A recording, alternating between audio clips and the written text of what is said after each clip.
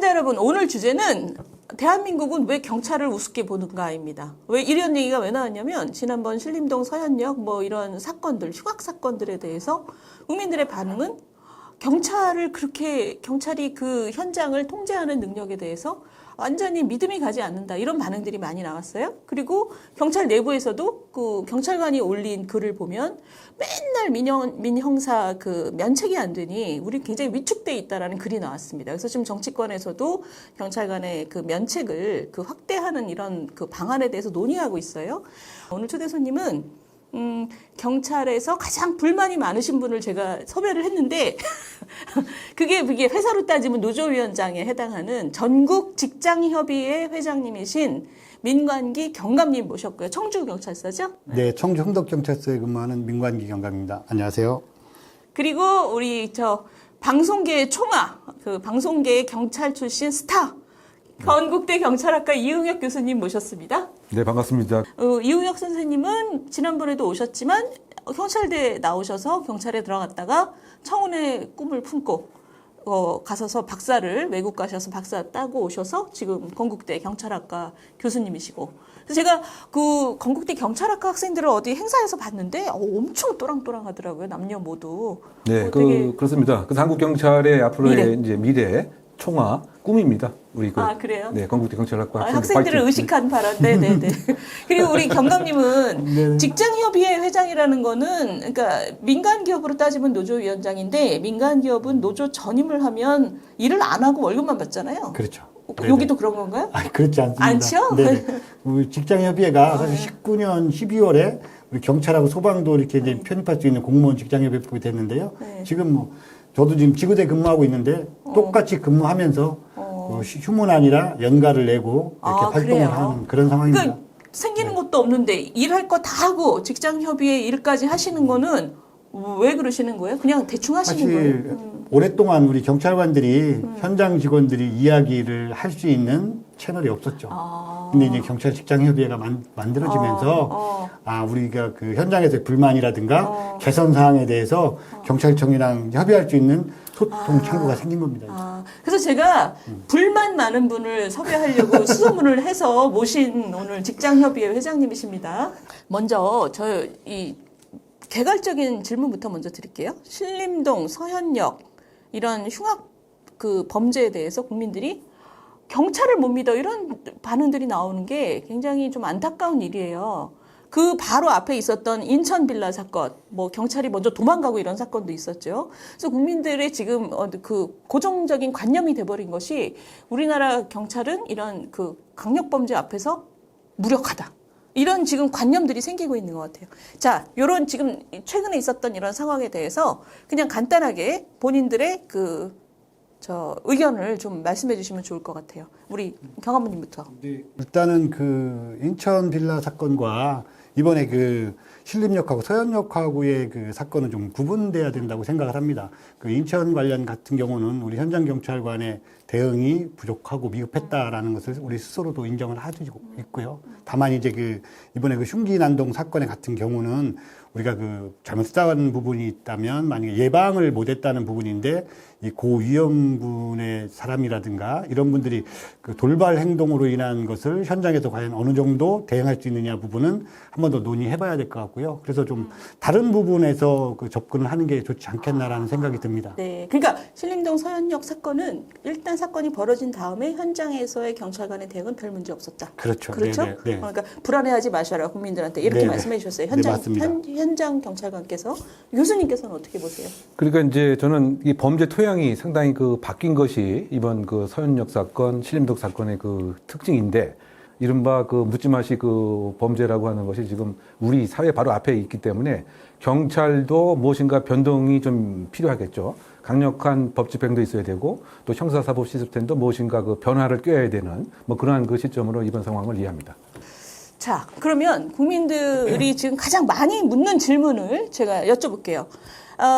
이번에도 이 사건이 신림동 서현동 사건 난 다음에 경찰 내부에 글이 올라온 게 화제가 됐어요. 뭐냐면 아마 젊은 경찰관인 것 같은데 선배들을 보면 뭔가 현장에서 물리력을 좀 쓰고 나면 온갖 그 일에 시달린다는 거죠. 제일 중요한 게 송사에 시달린다. 그러니까 민사로 몇 억씩 물어내고 이런 거를 그 선배들을 보면 재판정에 막 불려가고 이러는 걸 보면 후배 경찰관으로서는 현장에서 위축될 수밖에 없다. 그래서 국민들 입장에선 저렇게 흉악범이 날뛰는데 무슨 테이저건을 쏜다거나 뭐 총기를 사용한다거나 이런 거를 이렇게 망설이는 걸 떠나서 그거를 사용하지 못하는 경찰관을 볼 때 국민들 입장에서는 저게 뭐야? 이런 느낌을 갖는 것 같아요. 근데 좀 억울하실 것 같아요. 경찰관 입장에서는. 네, 일단 뭐 그 A 경찰관의 글을 사실은 저도 봤거든요. 예, 억울하다는 표현을 하긴 했지만 실제로는 그 제도적으로나 우리 현장 경찰관들의 장비라든가 이 법률적인 부분에 대해서 그 정부나 관계 부처에서 좀 대응을 해달라라는 약간 호소의 글이거든요. 예, 그렇게 보시면 맞을 것 같습니다. 다만 이제 현장에서 테이저건을 사용할 것인가, 권총을 사용할 것인가에 대한 부분은 우리 경찰관한테, 현장 경찰관한테 그만한 권한과 책임을 줘야 된다는 거죠. 근데 현재, 그렇죠. 시스템상 권한이 없죠. 왜냐하면 그 매뉴얼에 의해서 매뉴얼대로 했느냐 안 했느냐 부분을 가지고 뭐 감찰이라든가 인권위원회라든가 그다음에 고소 고발 등이 이루어지고 있기 때문에 실제로 현장에서 경찰관들이 나중에 무죄가 나오는 한이 있더라도 1년 2년 동안 계속해서 그 법적인 문제 때문에 법원에 출석한다든가 조사에 임해야 된다든가 이런 부분이 부담스러우니까 쉬쉬하고 있는 거죠. 그러다 보니까 이제 그 선배들로부터 이제 후배들이 이제 현장에서 교육을 받을 때 이제 우리가끼리 이제 이런 얘기를 하거든요. 몸 사려라. 네, 몸 사리고 그다음에 오늘 못 잡으면 다음에 기소 중지를 시키고 다음에 잡으면 되니까 무리하지 마라.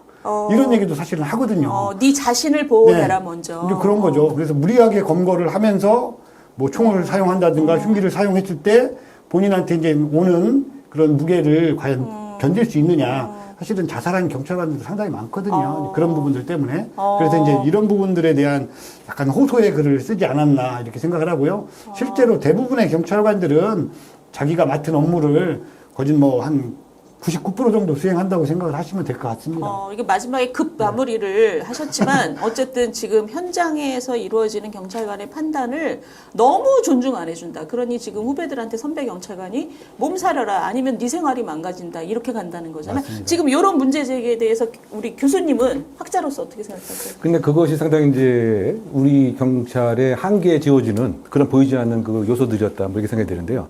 즉, 그 물리력 사용에 관한 기준 매뉴얼이 있습니다. 또 고위 수뇌부들이 강력한 법 집행을 원합니다.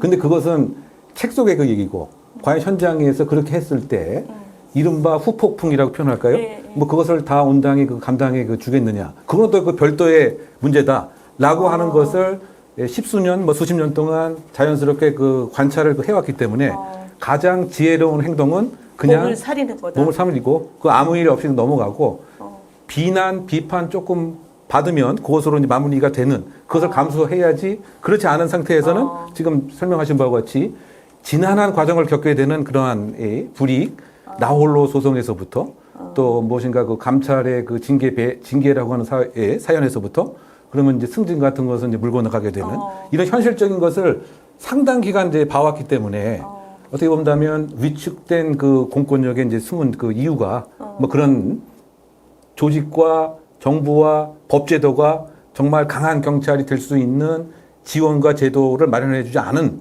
뭐 그런 것이 그 가장 큰 이유가 되지 않겠는가. 그래서 그것이 지금 교수님은 바뀌어야 된다고 생각하시는 바뀌어야 거죠? 되는 거죠. 그래서 그런 것을 소위 말해서 뭐 소송에 대한 두려움이 아주 강하다. 이렇게 이제 그 표현을 합니다. 국내 한국 경찰관들이 소송에 대한 두려움이 상당히 큰 반면 이 미국 같은 경우는 이제 그런 두려움으로부터 상당히 좀 상대적으로 벗어나 있다. 근데 뭐 그런 현장에서의 차원입니다. 경찰관의 판단을 존중해 주는 장치가 예를 들어 어떤 게 있어요? 그냥 예를 들면은 법적인 판단, 행정적인 그 판단을 현장 경찰관의 시각과 관점에서 봐야 되는데, 근데 현실적으로 보게 되면 사후적으로 판단하는 거죠. 그러니까 법을 바꿔야 되는 문제예요. 그러니까 그 판사의 판단 기준도 바뀌어야 되는 거고. 그러니까 그건 법일 수밖에 없고. 근데 법에 대한 해석 자체가 어떻게 하느냐에 따라서 다르겠죠. 근데 판사 머리를 우리가 어떻게 봐? 그러니까 그것이 이제 지금 전반적인 한국 사회가 그렇게 공권력을 조금 뭐랄까요, 이렇게 억제하려고 하는 그런 것이 지금까지 그 지속되어 왔다. 예를 들면 합리적인 판단 아래에서 최후의 수단으로 총기를 사용한다. 그럼 무엇이 합리적인 판단이고 무엇이 그 최후의 수단이냐?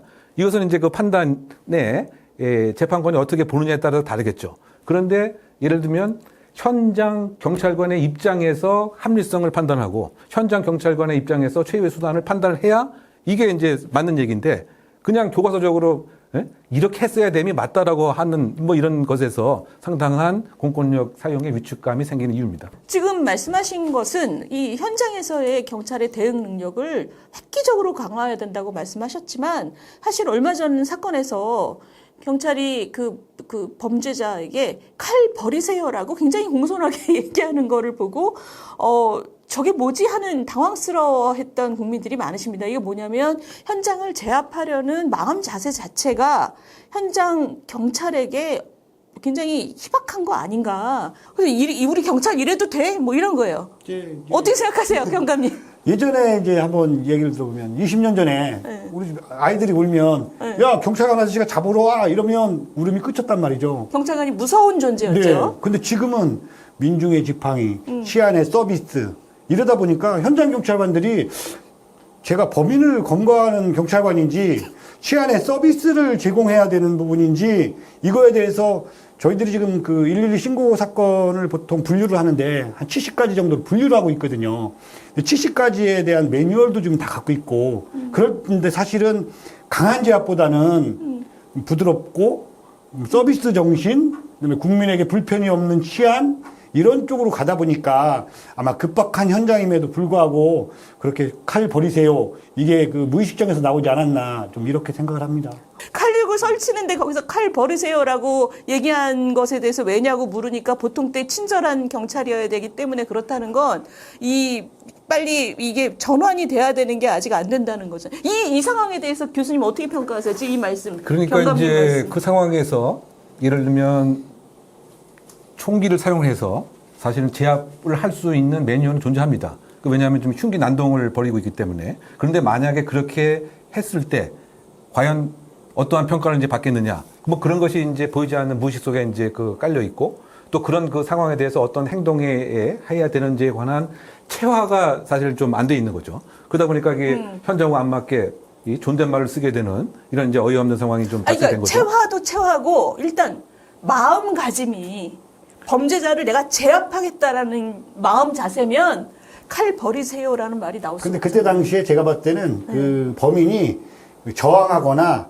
대항하려고 하지 않았던 것 같아요. 아니, 그러다 칼을 보니까 들고 설치는데. 아니 칼은 들고 있지만 네. 꼭 이거를 강하게 칼 버려 뭐 이렇게 한다고 해서 그 제압되는 건 아니고요. 당시 상황으로 봤을 때 칼 버리세요, 칼 버리세요 이렇게 해서 버릴 수 있는 상황이었다면 존중해줘야 된다는 거죠. 현장 경찰관들의 대응을. 그러니까 이제 전체적으로 봤을 때는 네. CCTV로 봤을 때는 상당히 우스운 상황이 될 수도 있지만 그 현장에서의 그 경찰관은 최대한 좀 그 제압하려는 의지와 이 말하고는 좀 다른 부분들도 있다고 생각하는 그러니까 거죠. 지금 경합님 말씀은 그 얘기를 들으면 일반적으로는 굉장히 이상한 상황인데 경찰관의 마음 자세나 뭔가 훈련이 체화된 정도라든가 근데 그럼에도 불구하고 그 특정한 상황에서의 판단은 좀 봐야 된다 우리가 자세히. 그렇죠.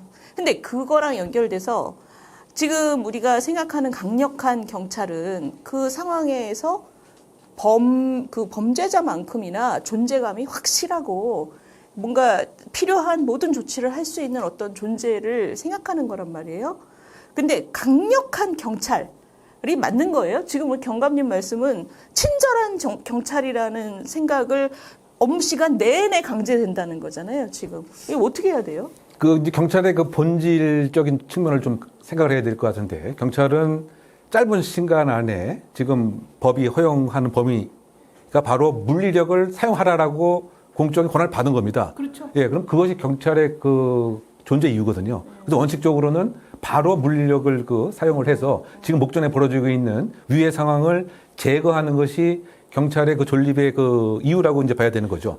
그리고 나머지의 어떤 사회적인 서비스를 제공하는 것은 이제 그 부차적인 기능으로 이제 봐야 되는데 지금 우리 경찰은 이것이 상당히 혼돈돼 있거나 혼용돼 있거나 아니면 사회 서비스가 더 우선 가치로 지금 되어 있는 어떻게 본다면 경찰 본질하고는 조금 동떨어진 것이 아닌가 저는 그런 평가가 하고 싶은데요. 그러다 근데 사실 국민들도 네. 그게 지금 머릿속에 혼재돼 있는 것 같아요. 그러니까 이게 뭐 여러 가지 이제 우리 그 역사적인 뭐 경찰의 질곡적인 상황하고 또 연동되어 있는 것이 좀 있죠. 과거의 독재 과거에 정권 이제 때. 뭐 그런 등의 이른바 그 뭐 거리의 판서가 아니고 뭐 거리의 몽둥이가 아니냐라고 하는 뭐 그런 것에서부터 계속 있다 보니까 경찰 스스로도 무엇인가 그것에 대한 조금 업보 아닌 업보 같은 게 존재하고 있는 것인데 지금 사회가 그 변했기 때문에 지금 여러 가지 갈등 상황에서는 경찰이 필요한 이유가 빨리 내 앞에서 벌어지고 있는 위험 상황을 제거해줘라. 그런 식의 어떤 철학의 변화, 또 이거 철학이 가능하도록 그 지휘부의 지원, 뭐 이런 것들이 좀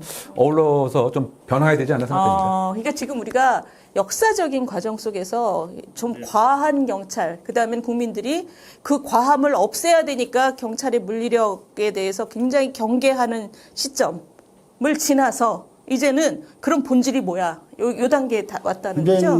그 사건에 본인이 국민들이 사건의 당사자가 되면 강한 경찰을 원하는 거고요. 그렇죠. 제3자가 됐을 때는 저거 너무 무리하게 제압한 거 아니야? 저 사람 다칠 수도 있잖아?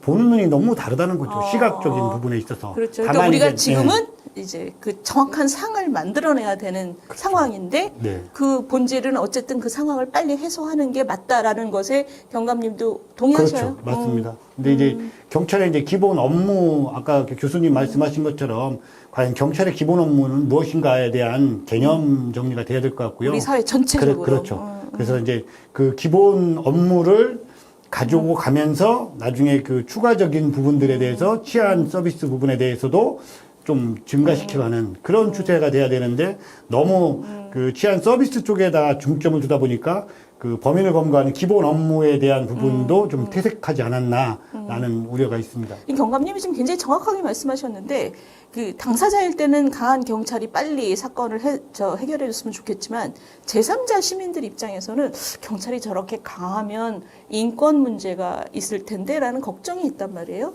교수님은 이걸 어떤 식으로 조화시켜야 된다고 보세요? 결국은 이제 두 가지 역할 모형이 뭐 혼재되어 있을 수밖에 없는 것이 이제 경찰 직업의 이제 특성인 것인 거죠. 예를 들면은 뭐 필요한 경우에는 상담도 해줘야 되고, 뭐 비행 청소년 같은 경우는 좋은 길로 이제 인도도 해줘야 되고, 이건 마치 이제 그 사회복지가의 그 역할인 것이죠. 그런데 또 필요한 경우에는 강한 범죄 억지력을 경찰을 통해서 보여줘야 되는 사회적인 상징 역할도 하는 겁니다.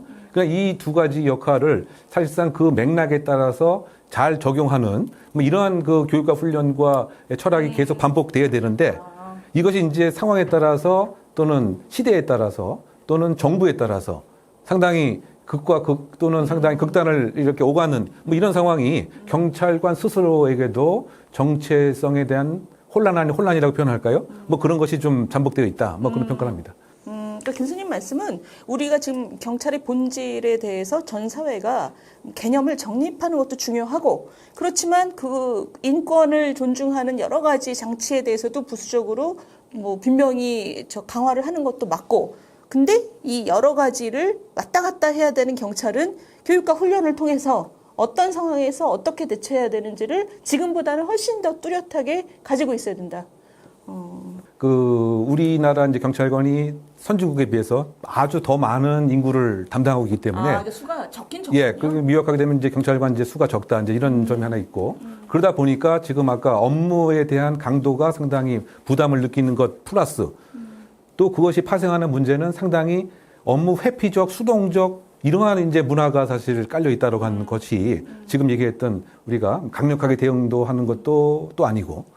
또 그렇다고 뭐 정말 질 좋은 또 어떤 사회 복지적 뭐 서비스를 또 제공하는 것도 아니고 가급적이면 좀 회피하려고 하는 수동적 문화가 또 깔려 있는 그런 그 이유가 지금 인원수에 대한 또 문제도 함께 또 있고 또 여기에 뭐 승진에 대한 또 문제도 깔려 있고 이른바 직무 몰입이 지금 안 돼 있는 거죠. 그러니까 꼭 위로 올라가는 승진 이게 중요한 것이 아니고 내가 정말 내가 하는 이 보직의 전문성을 갖고 그야말로 강력하게 뭐 처벌과 공권력을 행사할 때는 내가 소신이 있으니까 할 수 있는 뭐 이런 토양으로 돼야 되는데 이게 뭐가 회피하고 수동적으로 넘어가고 이러다 보니까 적극적, 능동적, 창의적 그런 이제 그 경찰 패러다임이 안 되는 뭐 이런 것들이 지금 다 이렇게 복합적으로 이제 깔려 있다 보니까 내가 근무할 때 신고가 안 왔으면 내가 근무할 때 112 신고 뭐 이런 것이 안 왔으면 뭐 그러한 이제 느낌도 지금 많이 지금 문제가 되는 거죠.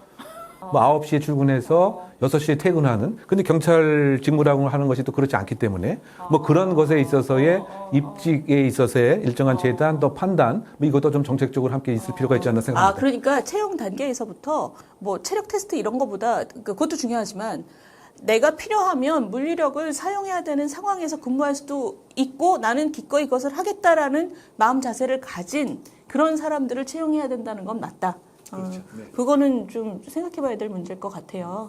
지금 국민들이 경찰에 대해서 갖고 있는 굉장한 불신 중에 하나를 제가 좀 여쭤볼게요. 뭐냐면 강성 노조의 시위 같은 경우에 예를 들면 재작년인가요? 저 민노총이 대한통운 건물에 가서 막 파괴를 했어요, 건물을. 근데도 경찰들이 뒷짐지고 그것을 바라만 보는 장면이 잡혔어요. 그래서 국민들이 볼 때 아니 저거는 명백한 불법인데 왜 정권에 따라서 어떤 정권에서는 저거를 뒷짐지고 바라보고 어떤 정권에서는 저걸 잡아가느냐. 경찰은 정치 조직이야? 이런 불신들이 지금 표현이 되고 있단 말입니다. 네. 경감님 보실 때 변명? 아니면 인정? 저희들이 봤을 때도 일단은 좀 경찰이 좀 중립적인 위치에서 그 시위에 관한 대응이라든가 집회 문화에 대한 대응을 사실 10년이면 10년, 30년 공정하게 이렇게 해야 되는데 정권이 바뀔 때마다 사실은 어찌 보면 정권의 입맛에 맞는 정책들이 나오지 않나. 너무 시원하게 인정하시는 아니에요. 근데 그런 부분들은 왜냐하면 경찰이 그 계급사회다 보니까 네. 너무 취약하다는 거죠. 약하다는 거죠. 외풍에 너무 그렇죠. 취약하다고. 외풍을 막지 못하는 겁니다. 스스로. 지금 어. 경찰청장님이 차관급이거든요. 그러다 보니까 사실은 뭐 국무회의에도 참석하지 못하고 이런 상황에서 장관이 시키면 해야 되고 왜냐면 내 인사가 달렸으니까. 그렇죠. 그 밑에로 가면 갈수록 더 부담이스러운 거죠. 그러다 보니까 눈치 보는 그런 아니 국민들이 볼 땐 너무 한심한 건데 이게 불가피한 구조다. 교수님 이거 불가피해요? 고칠 수 없어요? 그러니까 이제 우리의 경찰 뭐 현대사 이 역사가 질고하고도 가장 연동되어 있는 부분이 바로 이제 집회 시위 관리에 관한 이제 그런 부분입니다. 그러니까 그것이 또 어떤 면에서 경찰에 대한 신뢰하고도 또 연관되어 있다고 보이는데 왜냐하면 일관된 그 법 집행이 아니라고 하는 점이죠. 그리고 길에서 보이니까 국민들 그러니까요. 눈에. 그러니까 이제 그 구조 자체가 상당히 문제인데 왜냐하면 현실적으로는 이른바 그 고위 간부들의 입장에서는 지금 정책 기조, 정부 기조에 따라서 판단을 달리 하지 않으면 일관되게 하게 되면 이거 사실상은 본인이 승진에 대한 뭐 제약이 있다 보니까 그것이 밑으로 계속 연동해서 확대돼서 이제 정책이 이루어지는 거죠. 과거 정부에서는 그런 정책 기조가 아니고 가급적 포용을 하고 혹시 경찰에 대한 공격 행위가 있어도 소송은 하지 않는 것을 또 경찰청장이 실제로 지시도 했어요.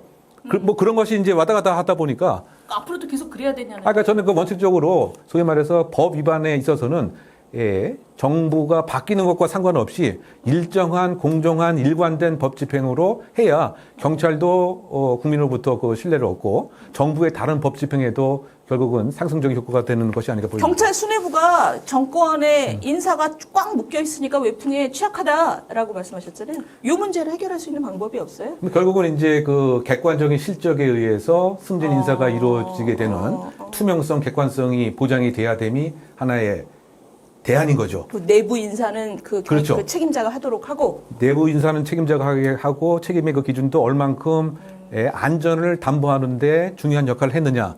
그래야 되는데 쭉 이렇게 지켜봐 보게 되면 그런 사람들은 잘 승진이 안 되는 겁니다.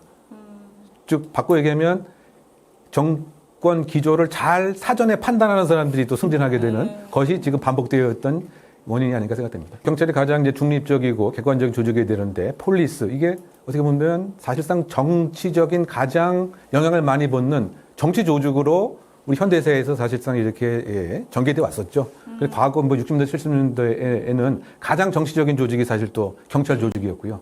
뭐 그런 등등이 좀 과제가 아닌가 생각됩니다. 그러면 제가 지금 두 분 말씀을 이렇게 쭉 들으면서 지금 이 흉악범죄가 늘어나는 우리 어떤 전환기 같은 과도기 같은 느낌인데 경찰의 현장 대응 능력, 다시 말하면 뭐 물리력을 행사한다거나 면책을 해준다거나 이런 것만 우리가 개선을 하면 이런 흉악 범죄가 늘어나는 이런 국면을 우리가 정말 해소할 수 있느냐? 그건 이것만으로 가능하냐라는 질문이 들거든요. 경감님 어떻게 보세요?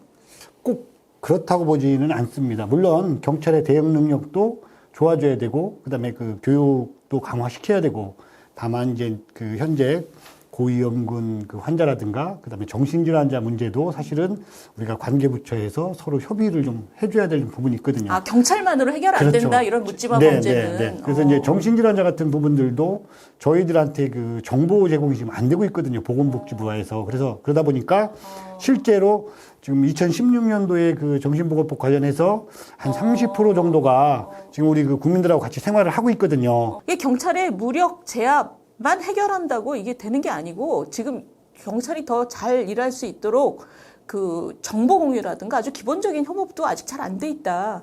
교수님은 지금 이걸 조금 더 종합적으로 말씀해 주신다면? 그러니까 결국은 이제 그 범죄의 원인이 이제 무엇이냐 이런 얘기까지 연동해서 생각을 해야 됩니다. 즉 범죄의 원인을 치유해야 이런 범죄를 막는 이런 논리가 되는 건데 그 범죄의 원인이 예를 들면 사회 병리적 현상이라든가 뇌의 문제라든가 이거는 경찰이 사실상 해결할 수 없는 그렇죠. 그런 부분 아닙니까? 그렇죠. 그렇다고 이제 봤을 때 물론 강력한 법 집행, 현장에서의 강력 대처 이것도 물론 당연히 필요하죠. 그런데 정말 이런 범죄를 예방하기 그 위해서는 다른 지방자치단체, 중앙기관과 협력을 해서 문제의 진단이 무엇인가를 그 사전에 이른바 백신을 놓는 예방하는 그런 것도 함께 좀 있어야 되는 것이죠. 그거는 국가가. 그렇죠. 국가죠. 여기서 국가라고 하는 것은 이제 지방자치단체도 될 수 있고요. 뭔가 연구기관도 또 중앙 그 행정기관도 될 수 있고 그 문제가 무엇인가를 사건 이면의 원인을 파악을 해서 솔루션을 이 사전에 백신 놓는 것처럼 그렇게 하는 것이 이른바 지금 선진국 경찰의 방향이기 때문에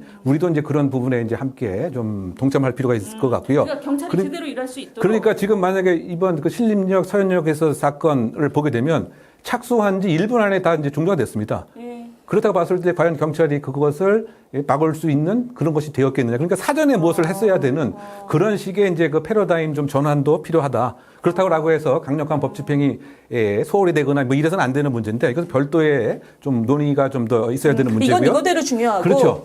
여쭤볼게요. 우리 경찰이 제 역할을 잘 할 수 있는 범죄하고의 싸움도 아주 단호하게 잘하고 또 보통 때 국민들에게 친절한 그 대면 서비스도 하는 이런 그 양면적인 얼굴을 잘 가진 그런 존재가 되기 위해서 필요한 도움이 무언지 제도적인 도움, 뭐 물적인 도움 경감님 어떤 게 필요하세요? 그 현장에서 강력 범죄를 대응하려고 하면 우리 현장 경찰관들은 사실 그 많은 신고 사건들이 지금 접수가 되고요. 그다음에 그 저희들이 자치경찰제가 되면서 사실 신고량은 3분의 1 이상 늘어난 상황이거든요. 그런데 현장 경찰관은 늘어나지 않고 있고 예산도 주지 않는 상황이다 보니까 현장에서 직원들이 너무 힘들다. 출근하기 싫다. 정말 그 어떤 사건이 나한테 떨어질까 복불복 상황이 돼버리고 있거든요. 이렇게 되면 현장에서 우리 시민들을 보호할 수 없다고 생각을 합니다. 우리 현장에서 시민들을 강력하게 보호할 수 있도록 우리 경찰관의 인원 증원과 예산이 좀 필수적으로 선행돼야 되지 않나 이렇게 생각을 합니다. 이제 강한 경찰을 이제 만드냐 여부는 우리 사회 전체의 관심과 생각과 철학에 전 달려있다고 생각합니다. 약한 경찰을 원하면 약한 경찰이 되는 거죠. 근데 그 얘기는 뭐냐면은 법제도적으로도 지원을 해줘야 되고 경찰청 차원에서도 현장에 힘을 이제 실어줘야 되는 이런 문제입니다. 근데 이것이 가능하기 위해서는 또 그 국회에서의 그 법제도도 지원을 해줘야 되는 이런 문제입니다. 근데 지금까지 어떻게 본다면 말로는 강한 경찰을 원하는데 현실적으로는 약한 경찰을 원했던 것이 아닌가. 뭐 이런 그 측면에서 우리 사회가 우리 경찰을 만드는 것이다. 이것은 재판에서의 입장도 마찬가지고 행정적인 지원도 그 마찬가지고 또 일반 일상생활에서의 대면 접촉도 마찬가지입니다. 뿐만이 아니고 경찰 스스로도 사실은 그 사명감과 그 소위 말해서 공정한 경찰이 스스로 돼야 되겠다고 하는 이러한 자부심도 이제 함께 그 있어야 되지 않겠는가. 그걸 요약하게 되면 우리 대한민국 전체가 우리 경찰을 지금까지 이런 성격을 갖고 있는 것으로 그 만들어 왔기 때문에 강한 경찰을 원한다고 한다면 많이 바뀌어야 될 것이 한둘이 아니다. 지금부터 시작이다. 이번 사건을 계기로 해서 이런 말씀드립니다. 시청자 여러분, 오늘 저희 주제는 왜 우리 대한민국 국민들은 경찰을 우습게 보게 됐는가라는 질문이었는데 오늘 두 분 말씀을 듣다 보니 굉장히 여러 가지가 연결돼 있고 우리 스스로가 우리 경찰에 대해서 원하는 바가 무엇인지 좀 그동안 좀 뭉게 좀 분명치 않았다는 느낌이 좀 듭니다.